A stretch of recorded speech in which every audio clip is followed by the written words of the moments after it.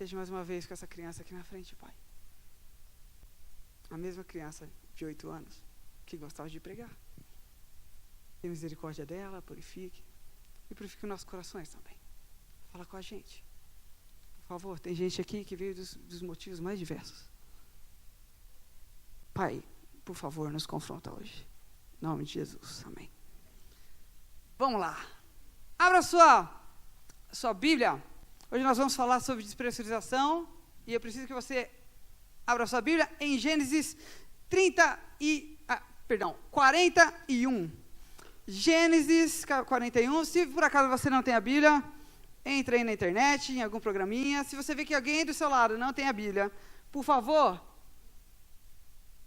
ajude ela, dá uma força, tá bom? Se você esqueceu a sua Bíblia, junte-se ao cristão do seu lado aí.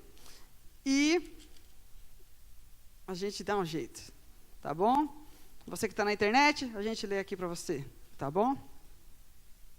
Gênesis capítulo 41. A gente vai ler a partir do verso 49. Ali no slide está 19, mas é verso 49, tá joia? Gênesis 41, verso 49 em diante. Vamos lá? 49. Nós estamos estudando a história do nosso outsider. Nós estamos estudando a história de José. E nós estamos nos encontrando na história de José. José é como nós. Ele é um desbravador, um conquistador, um corajoso em terras hostis. Um príncipe em meio a terras cheias de pecado, mas que é vencedor pela graça de Deus. Amém? Nosso outsider. Olha aí, minha voz está igual a do Ivan Saraiva. Novo nível aí. José. No fim dos 7 anos, os celeiros estavam repletos. E era tanto o abastecimento que nem havia preocupação de contar e registrar. Por esse tempo, antes que viessem os 7 anos de fome, nasceram 2 filhos a José e a Zenate, sua mulher, filha de Potífera, sacerdote de On. José chamou o filho mais velho de Manassés, querendo dizer que com isso Deus o tinha feito esquecer das angústias do passado, assim como a tristeza da perda da família. Ao segundo chamou Efraim, porque Deus me fez prosperar na terra em que fui escravo. Ele disse assim. Agora nós vamos para o próximo capítulo, capítulo 42, no verso 3 e o verso 6. Assim desceram os 10 irmãos mais velhos de José para comprar comida. E no verso 6, visto que José era governador geral de todo o Egito e o responsável pela venda das provisões, foi a ele que seus irmãos chegaram, inclinando-se profundamente, com o rosto em terra. Bem, antes eu preciso falar para vocês sobre algo que a gente já tinha comentado aqui. No decorrer da semana, nós estudamos um pouco sobre como é o lançamento de um foguete. É um evento. Nós estudamos que você conseguir decolar em um foguete é basicamente você sobreviver a uma enorme explosão. Uma enorme explosão em linha reta, rumo ao espaço. Em 8 minutos você está no espaço. Quando a gente vê o livro de Chris Hadfield, que é o guia de um astronauta sobre como viver bem na Terra, ele fala um pouco sobre isso. Se você vê nessa foto, ele está de cabeça para baixo, olhando para a gente da Terra.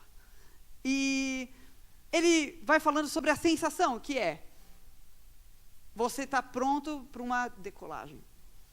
E o maior investimento de uma equipe de astronautas como a NASA, ela não se deve ao ferro, ela não se deve ao aço, ela não se deve ao alumínio, não se deve a nada que eles utilizem. A coisa mais preciosa em um lançamento de foguete é o oxigênio. Se eles tiverem tudo, mas o oxigênio não está bem calibrado, eles morrem. E eles gastam milhões nisso.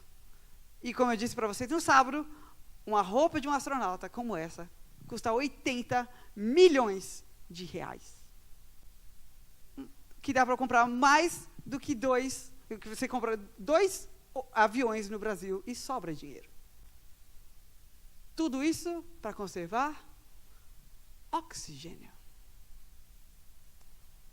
Uns parentes meus, eles foram para os Estados Unidos e participaram de um simulador.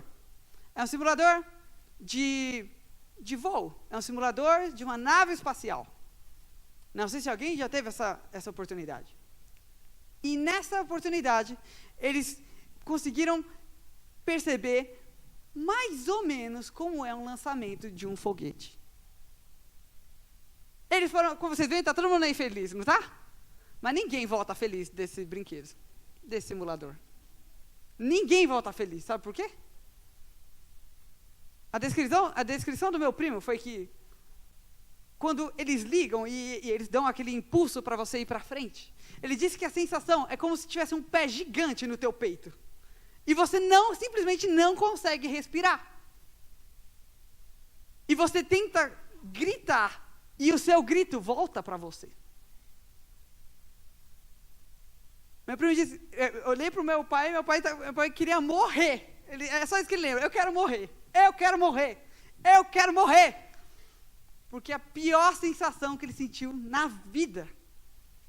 Porque, pior, a pressão a pressão do vento, uma pressão invisível nele, era tão forte que ele não conseguia se mover.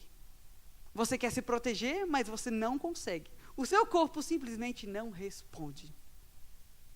Essa é a sensação da despressurização de uma nave espacial. Tem alguma coisa que nós vivemos hoje em dia que é pior do que isso. E que nós vamos descobrir hoje. Mas por falar em má situação, quando a gente vê aqui, no Egito, o Egito não estava muito bem. O Egito estava, antes, ele teve 7 anos de fartura. E os outros povos também tiveram muita fartura. Davam um cuspe no chão, crescia uma mudinha. Tudo crescia, estava tudo bem. Mas, de repente, quando vieram 7 anos de fome, vinha a estação da primavera e não tinha flores. Caíam as folhas e elas não brotavam de novo. E as pessoas começaram a passar fome. Só que um homem visionário, e tinha um Deus diferente, chamado José, tinha se levantado. E ele tinha construído montanhas de celeiros, abastecendo-os por 7 anos. E eles tinham, na época em que as pessoas menos tinham alimento, o Egito tinha alimento sobrando. Enquanto todos os povos estavam chorando, o Egito começou a vender lenço. Enquanto todos estavam sofrendo, eles estavam cheios de alimento para dar. Dar não, para vender. E enquanto todos os povos estavam decaindo, o Egito estava decolando. E os historiadores chegam a dizer, dão um termo interessante, de que na época em que todos passavam fome, o Egito havia se tornado o pão da vida. Todos os povos sobreviveram por causa daquela nação, baseados em um homem que era um visionário e que estava na capa de todas as revistas. Salvador do mundo. José era o cara. José foi o primeiro da sua linhagem a cumprir o que o seu bisavô, o que tinha sido profetizado ao seu bisavô, de que a sua descendência seria uma bênção para todos os povos. Amém. Você deu um amém muito forte, eu achei que era aquele cara voltando. Mas ele está aqui. Deus abençoe você. E José estava no topo do mundo. José estava no topo do mundo por primeira vez. Ele que anos atrás tinha uma vida humilde, tinha sido até preso. Agora ele estava no topo do mundo. Tinha casado, tinha filhos. Um filho se chamou Efraim, outro filho se chamou Manassés. E sabe, o nome deles, nós acabamos de ver um pouco sobre o significado deles no texto que nós lemos.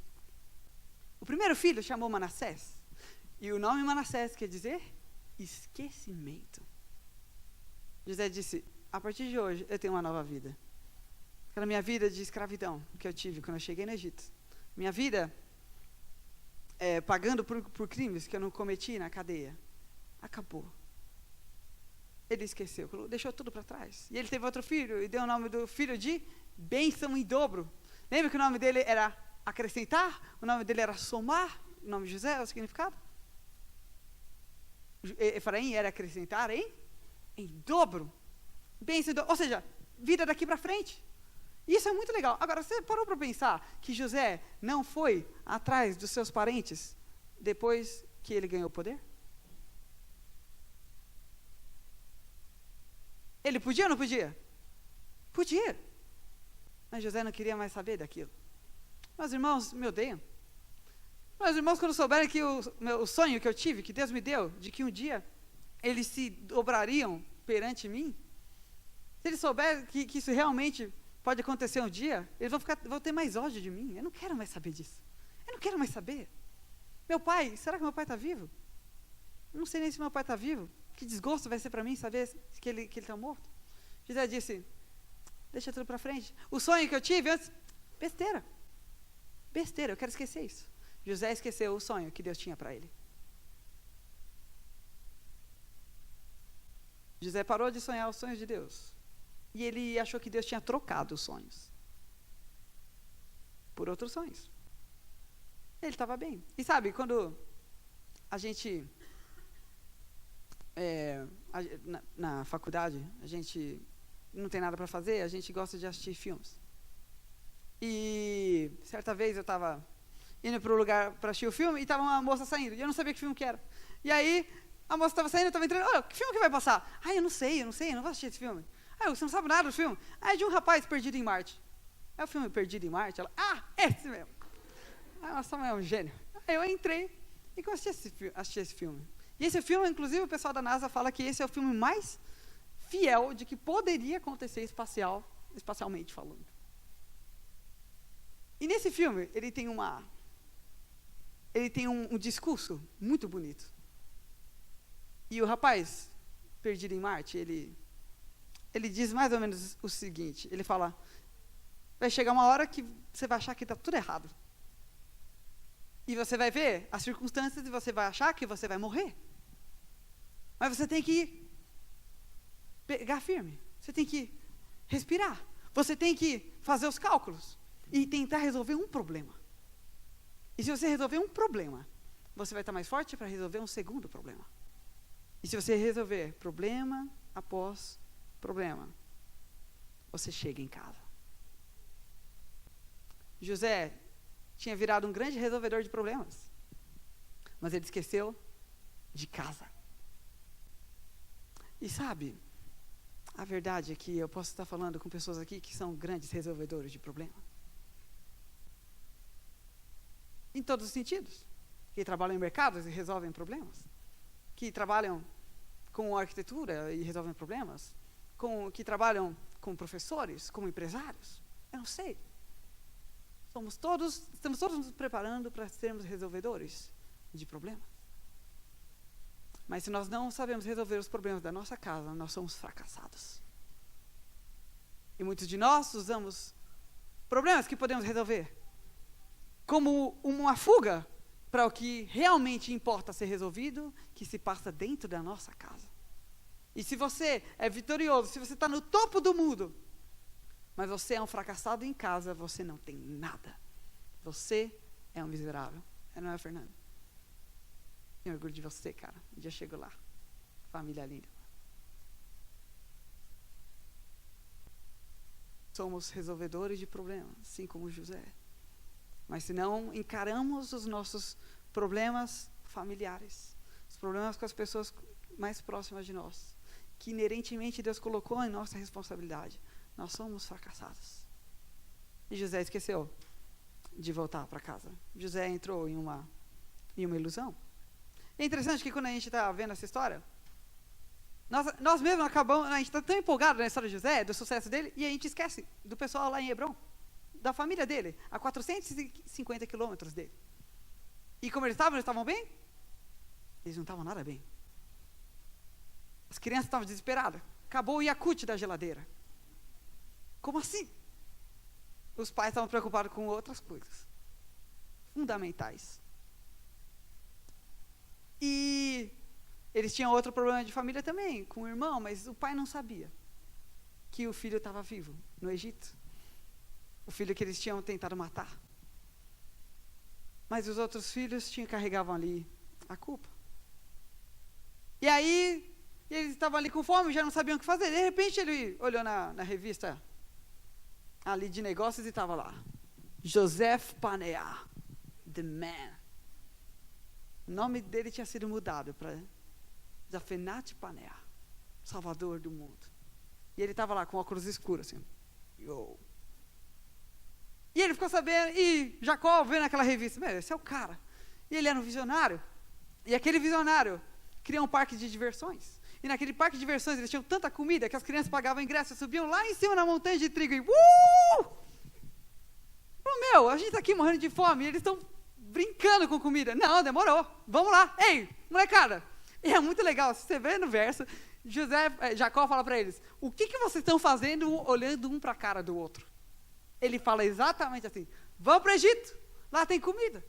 Pega aqui as coisas, aqui a gente tem mel, nós temos outras coisas para comercializar, vamos trocar. E eles foram. Peraí, o mais novo, volta. Benjamim não era tão novo assim. Ele já era adulto, ele tinha 10 filhos. O Benjamim, que nós estamos chamando de Ben, ele tinha 10 filhos. Era a família bem 10. E o pai ainda estava mimando, Ben. Ei, Ben, volta para cá. Você fica comigo. Você e a família Ben 10 precisam estar bem unidos. Será que tem coisa do Ben 10 aqui? Enfim. Então, ele falou, não, você fica comigo. Os outros podem morrer, mas se você morrer, eu morro junto. Os irmãos gostaram de ouvir aquilo? Respiraram fundo e falaram, a gente já volta, pai. 450 quilômetros. Mais de um mês de viagem. E eles chegam. E eles precisavam passar por um check-in. E quando eles passam pelo check-in, tá o chefe, o boss ali, recebendo, tirando selfie com a galera e tal. Zaphenat Paneah. De repente, ele vira para consertar alguma coisa, conversar com a galera dele. Quando ele volta, ele vê uma cena familiar.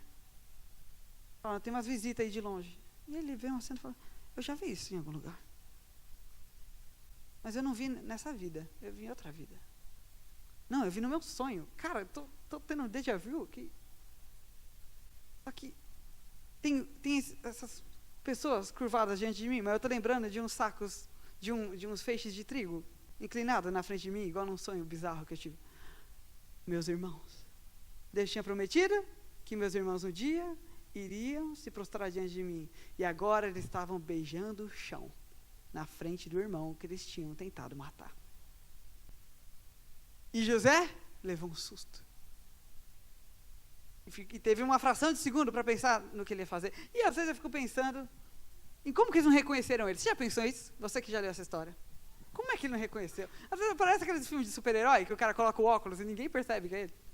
Não é? Coloca o óculos e ninguém sabe que é ele. Sei lá, às vezes eu acho que ele está com uma... Sabe aquelas cabeças gigantes do nosso amiguinho? Assim? Fingindo que era uma cabeça de verdade? Sei lá.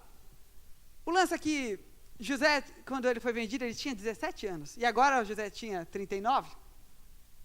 E ele tinha entrado no estilo dos egípcios. Possivelmente tinha raspado a cabeça. Possivelmente estava usando maquiagem. Ele não era emo, mas estava usando maquiagem. E, então, simplesmente... E os irmãos nem sonhavam que um dia isso ia acontecer. Ele falava fluentemente a outra língua. Ele trouxe até um tradutor do lado para fingir que ele não sabia a língua. E ele, vamos lá, o Google Tradutórios, traduz aí para mim. E aí ele falou, ele queria saber como estava o pai dele. Mas ele resolveu interrogar, ele não podia perguntar. Ele não queria que eles reconhecessem, então ele começou a interrogar. Esses caipiras aqui, ó, esses caipiras são espiões. Todo mundo parou para olhar para eles no aeroporto. Esses caipiras aqui são espiões. E o Google Tradutórios falou, mas patrão, não existe caipira, espião. Ele falou, é isso que eles querem que você pense. São espiões, esses picareta aqui. E aí eles, não, a gente é do bem aqui, é da paz aqui, a gente é adventista, brother. Tá tudo certo. Adventista nada, o que é adventista? O quê? Sei não, hein? Não fui com a cara de vocês esqueceram que eu vejo as coisas? Olha, a gente é de Canaã, uma terra aqui distante. Nós somos todos irmãos. Vocês, 10 irmãos. 10 irmãos. Todos homens. Todos homens. Isso está me cheirando estranho. Na verdade, nós somos em 12. Um ficou e o outro era o Zezinho, sonhador, José, que acabou morrendo. Zezinho, sonhador. Não sei de nada disso. Guarda eles para pensar. E aí, José pegou e colocou eles presos por 3 dias. Sabe quando você... Tem quantos filhos, pastor? 2. Já fez aquela brincadeira? Quando eu for pai, eu vou querer fazer. Como é que é? Quando briga, aí deixa abraçado. Tá ligado? Já viu? E aí fica os dois chorando. Já fizeram isso com vocês? Vai fazer? Vai aderir? Desculpa aí, mano. Tô te devendo. Foi mais ou menos o que José fez. José sabia que eles iam entrar em intriga. E José também entendia o que eles falavam. Trancou eles. E aí começou a DR. E aí começou, sabe o caso de família? Só que sem a moderadora. E aí tava lá, a legenda embaixo. Que a gente passa os canais, a gente só vê a legenda e troca de canal. Né? A gente quer saber qual que é o barraco. E tava lá. Meu irmão matou meu irmão. E era um falando que o outro matou. Você que matou o irmão, você que matou.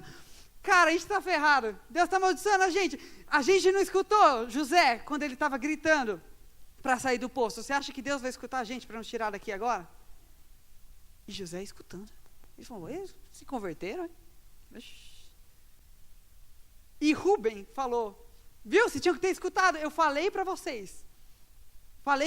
Eu tentei salvar ele e vocês não deixaram. José não sabia disso. E a palavra diz que José começou a chorar. E eu contei quantas vezes José chora nos próximos capítulos. Sabe quantas vezes ele chora? 6 vezes.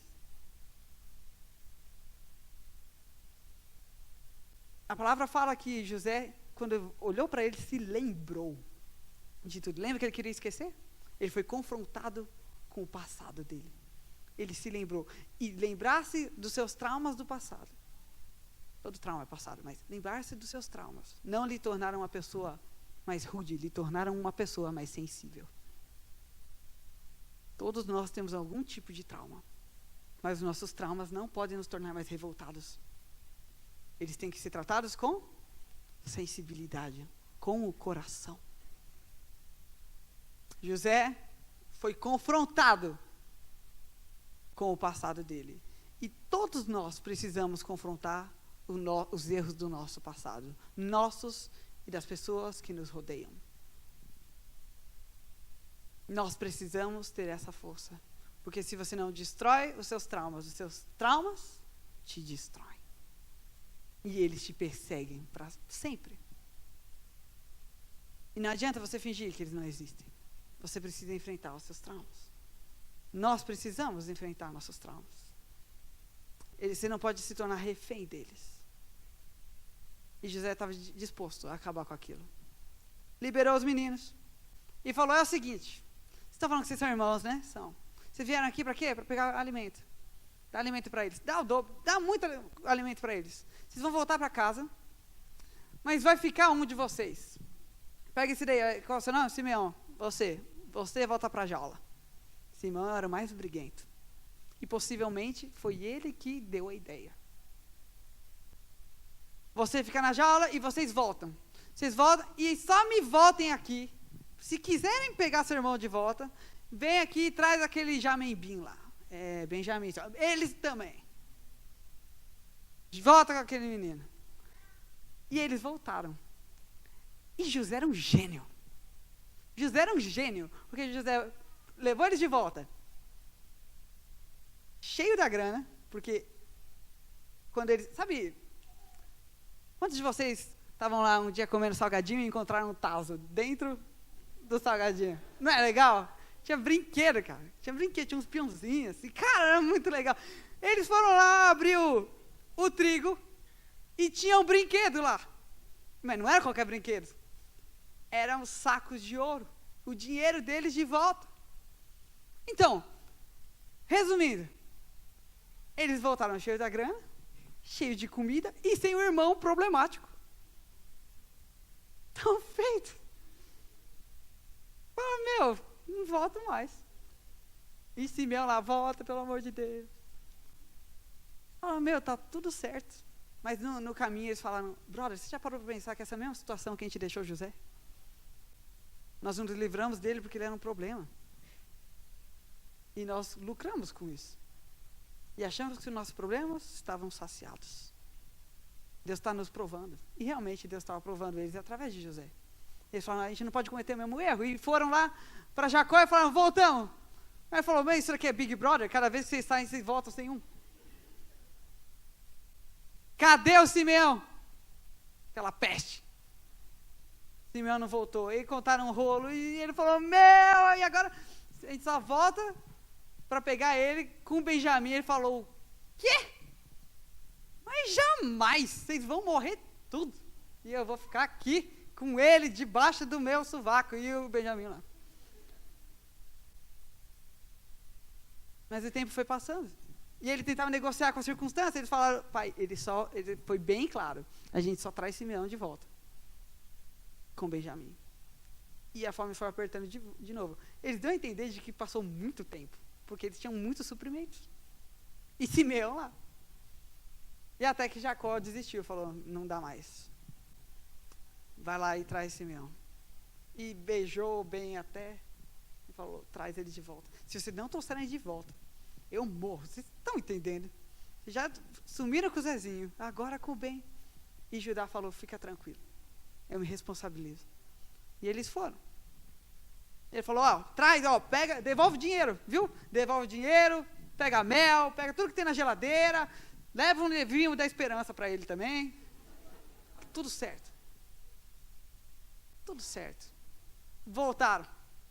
Quando voltaram, eles chegam e se prostram diante dele. O sonho de José tinha se realizado, sim ou não? Os dois? Não. No segundo sonho, 11 estrelas se inclinam. Mas também o sol e a lua. A mãe tinha morrido, mas o pai estava vivo. E José ficou feliz que eles voltaram. E trouxeram o dinheiro de volta. Ele falou, cadê a ganância deles?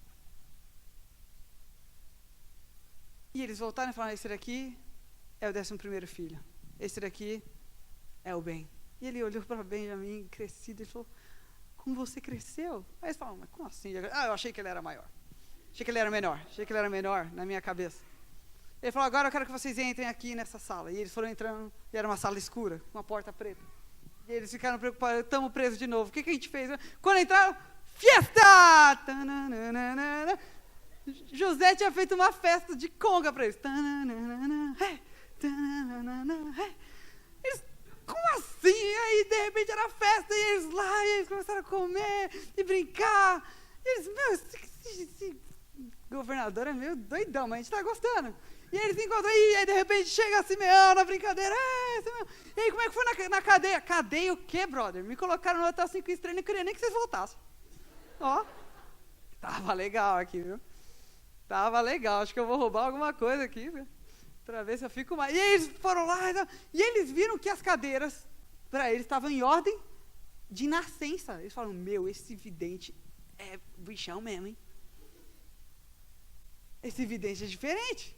E aí eles começaram a festa, e vira e mexe, José saía para chorar.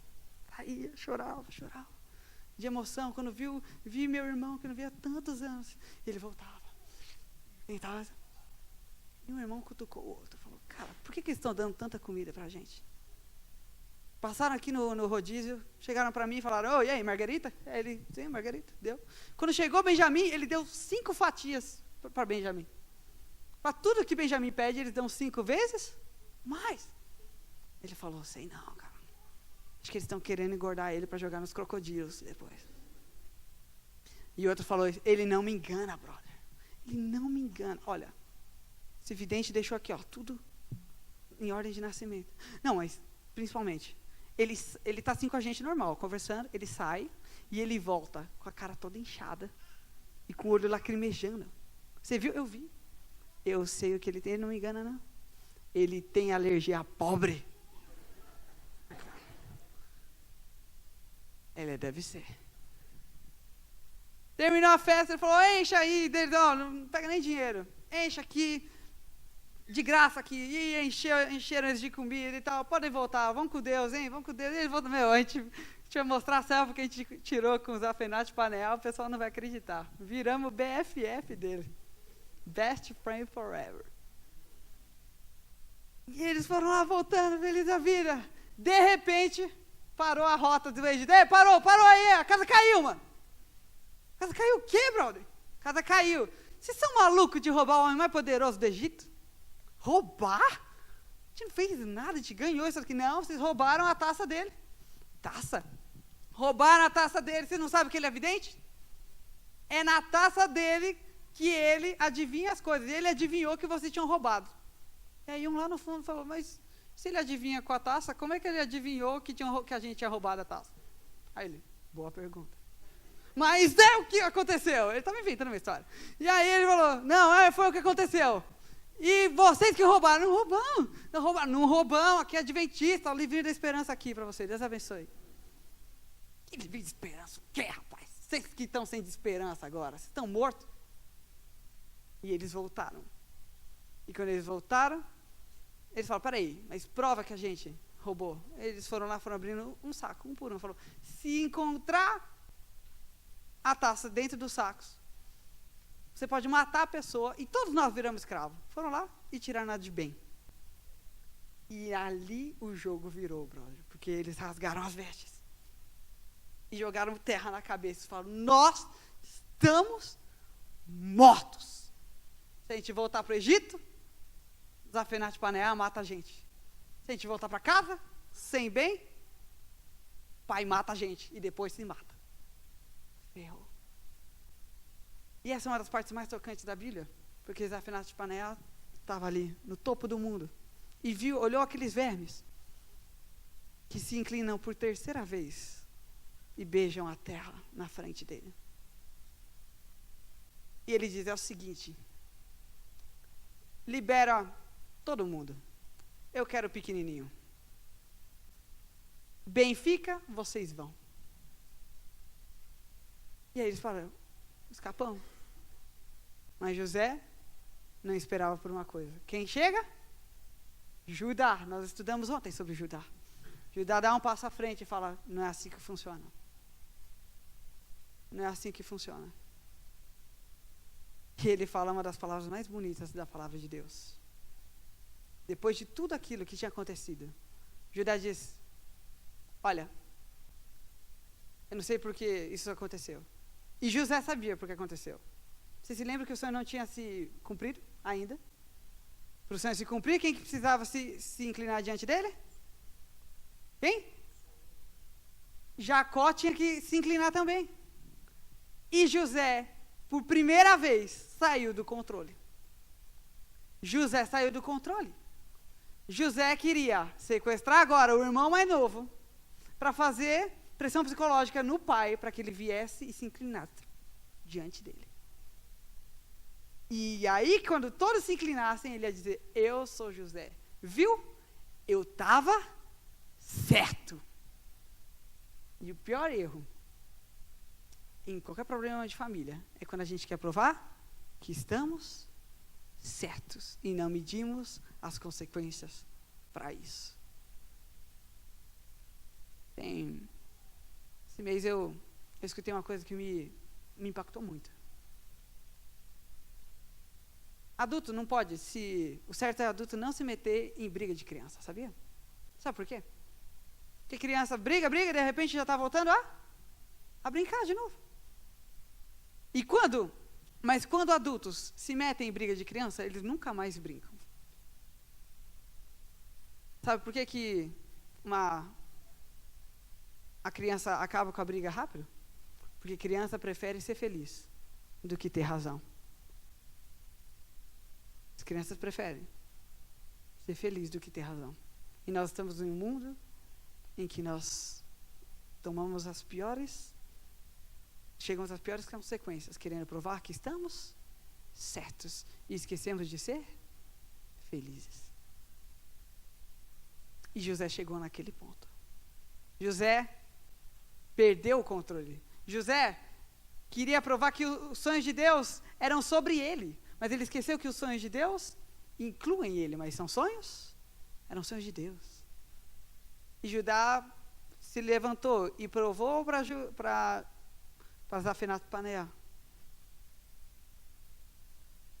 e José foi entendendo depois que aquela conclusão que ele tinha feito não iria trazer o pai, iria matar o pai. E ele disse: se nós voltarmos e dissermos para o nosso pai que o filho preferido dele foi sequestrado, ele morre. E Zafenat-Paneah perdeu a pose por primeira vez. Eles acharam estranho. Porque José, por primeira vez, ele viu que ele tinha ido longe demais. Até onde você já foi para provar que você estava certo? E ele fala: chega, sai todo mundo daqui. Todo mundo que é egípcio cai fora daqui. Cai fora todo mundo. E eles falam: agora que a gente vai morrer. E ele fala: ninguém está olhando. Ele fala: brother, olha para mim. Não me reconhece, não? Zezinho sonhador. Sou eu. E o pesadelo deles, eles achando que eles iam morrer, de repente se torna um pesadelo pior. Porque só tinha uma coisa pior do que José morto. Era José vivo para se vingar do que tinham feito com ele. Fala: meu Deus. E aí todo mundo José chorando de felicidade e ele chorando de tristeza. José chorando: estou vivo, ele está vivo, ele está morto. Até que José fala a frase que cala. Ele diz: chegai-vos a mim. Cheguem perto de mim. Egípcios não se aproximavam de estrangeiros. Ele disse: me dá um beijo, me dá um abraço. Sabe, eu tive uma jornada muito, muito louca. Vocês me jogaram naquele buraco. Mas Deus fez de mim, Deus me levou para as alturas. Deus me lembrou que eu não sou desse mundo. Ele me lembrou que eu sou um cosmonauta. Ele me lembrou que o meu mundo não é aqui. Ele me lembrou que Ele vai cuidar de mim, que Ele ia me proteger. Me lembrou que eu sou uma das estrelas de Abraão, daquele céu de estrelas, e Deus conta as estrelas. Chama cada uma pelo nome. E eu ali, enquanto estava naquele caminho, indo para o Egito, eu pedi perdão para Deus do meu orgulho, da maneira que eu feri vocês e provoquei o crime de vocês. E eu entrei em órbita com Deus. E Deus me livrou de buracos negros de tentação e de morte. E ainda quando eu fui jogado numa cova, Deus, em uma propulsão milagrosa, me levou a decolar aqui para o trono. E hoje eu estou diante do lado escuro de vocês. Mas na abnegação que você teve, Judá, de preferir morrer do que ver o seu irmão e os seus outros irmãos mortos, viver sem eles, eu vejo agora a luz em vocês. Eu amo vocês. Eu amo vocês. E aquilo quebrou eles. Sabe? Quem perdoa, ela liberta um prisioneiro. Perdoar é libertar um prisioneiro. E descobrir então que aquele prisioneiro era ele mesmo. José foi finalmente confrontado com o passado dele. E ele achava que ele estava no controle. Ali, agora que ele tinha o poder, mas agora ele tinha descoberto, finalmente, que ele não estava no controle. E que ele precisava libertar os irmãos dele daquela culpa, para ele poder ser feliz. José não era feliz. Ele seria feliz não se ele recebesse o que ele tivesse, o que ele tinha direito, mas justamente se ele oferecesse aquilo que era injusto. E a graça, brother, a graça é injusta. A graça o perdão que Deus deu para você e para mim, ele é injusto. Tem coisa mais injusta do que alguém que nunca pecou morrer por você e por mim, para que a gente tenha vida eterna? A graça é injusta, sabe? A gente ama a vingança. E se eu levantasse aqui e falasse, quantos de vocês já se vingaram? Quantos iam levantar a mão? A gente não tem coragem de dizer que a gente já se vingou. Sabe por quê? Porque a gente tem outro nome. A gente tem outro nome para vingança. A gente chama de justiça. A gente ama chamar vingança de justiça. E Deus está aqui mostrando na história de José um recomeço. Está nos mostrando aqui essa quebra nesse círculo vicioso e desse peso do nosso peito. Você precisa de paz com Deus. José tinha paz com Deus, mas ele não tinha paz com os homens. Enquanto você não tem paz com Deus e paz com os homens, você não é feliz. José tinha aquele pé no peito dele, aquela pior sensação do mundo. Mas ele descobriu que quando você está naquela pressão, a maior pressão que existe, e você passa por um ciclo de despressurização, a pior sensação do mundo, ela dá lugar à melhor sensação do mundo, chamada gravidade zero. Procure fotos de gravidade zero no Google.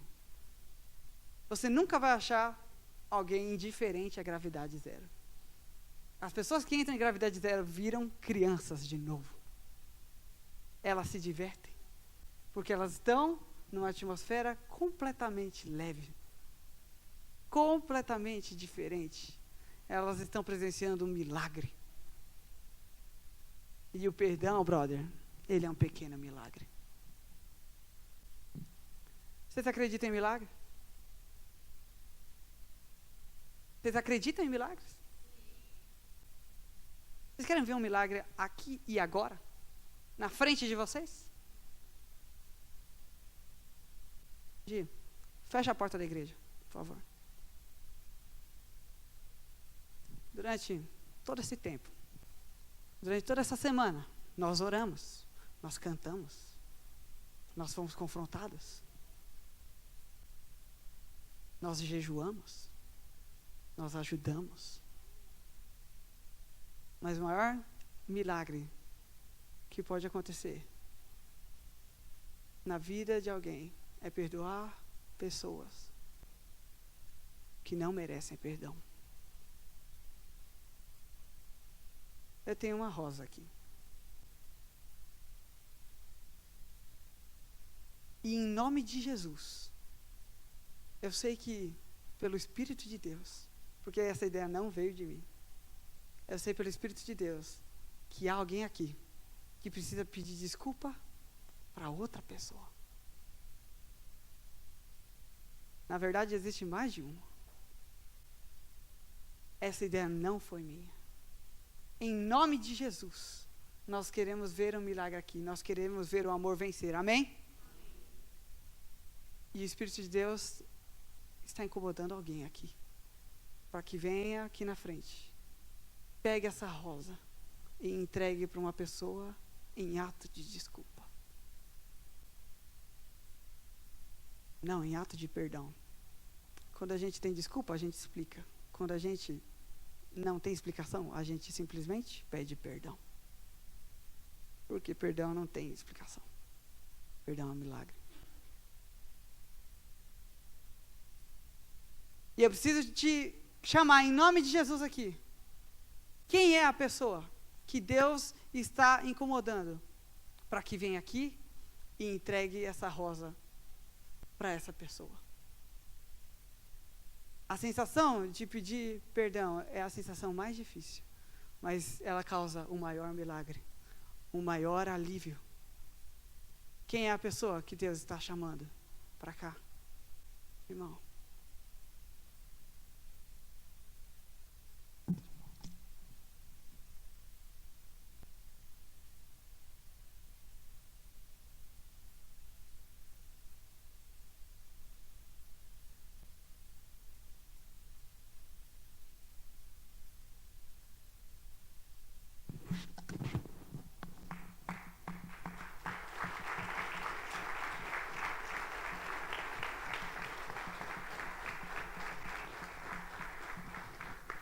Eu tenho mais uma rosa aqui. Eu queria ter para todos nós. Tem mais uma pessoa que precisa pedir perdão para alguém aqui, em nome de Jesus? Deus abençoe você. Jesus é vencedor hoje na nossa vida. A quem você vai entregar?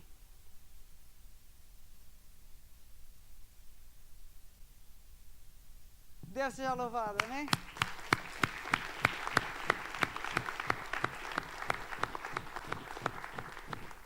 No final das contas, José, quando seu pai volta para o Egito e descobre que o filho dele estava vivo e tal, sabe o que acontece?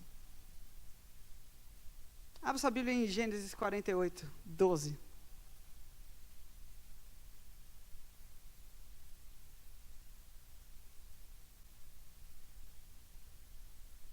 Deus foi vitorioso hoje não foi? Amém? Deus foi vitorioso hoje. Deus é vitorioso. Isso é igreja, brothers. Podem abrir a porta da igreja. Isso é igreja. Isso é igreja. É ousar ser pecador. Quando nós ousarmos sermos pecadores uns para com os outros, Jesus vai voltar mais rápido. Amém? Olha o que diz o verso 12. Então José pegou nos moços pela mão e inclinou-se profundamente diante de Jacó. O primeiro sonho de José se cumpriu. O segundo sonho de José nunca se cumpriu. José entendeu que ele tinha que deixar de ter razão, de provar para todo mundo, para o pai dele, que um dia ele ia ser soberano. E ele foi humilde. E a humildade é um sinônimo de humilhação. Mas é a pior sensação, a pior luta dentro da gente.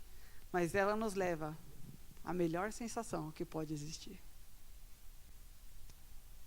E onde a graça habita, Jesus habita, amém? E onde Jesus habita, nós estaremos leves. E estaremos tão leves que vamos flutuar. E vamos subir. Para abraçar o nosso Jesus. Amém?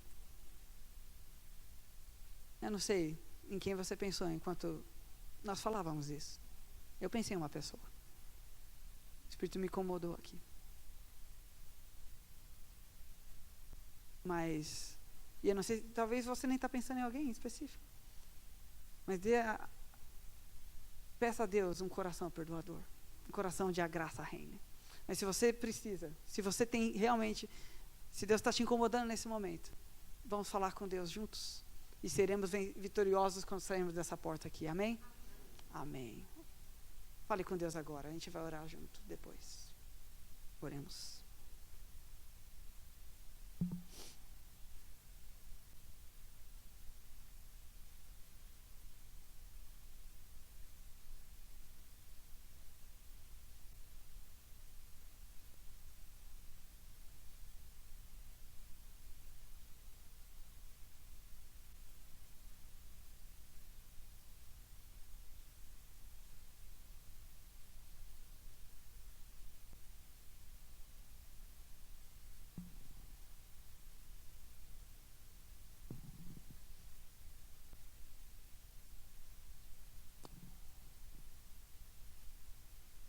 Pai, obrigado porque em meio a tantos maus exemplos, nós temos a história de José, Pai.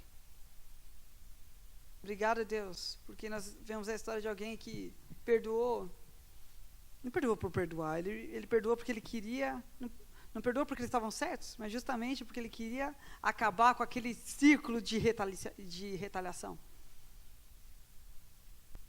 Alguém que não queria descer ao mesmo nível de quem fez mal a ele. Mas principalmente, porque ele queria ter paz. E nós queremos, nessa noite, a paz de José. Nós queremos a paz de José. Nós queremos abraçar os nossos assassinos. Queremos abraçar as pessoas que nos fizeram mal. Tem pessoas que nós não temos nem a chance, talvez de buscar essa pessoa e pedir perdão, mas em nome de Jesus, nós queremos sentir a paz da reconciliação. Porque o Senhor é um Deus de graça. Essa graça escandalosa, essa graça injusta, essa graça maravilhosa, que é injusta, mas é totalmente necessária para nós, pecadores. E se o Senhor ofereceu ela para nós, quem somos nós para não dividir com o nosso próximo? Que o Senhor seja, por favor, para o nosso comandante e nos leve para as alturas da tua graça. Nos conduza à leveza da maravilha da tua atmosfera. Em nome de Jesus.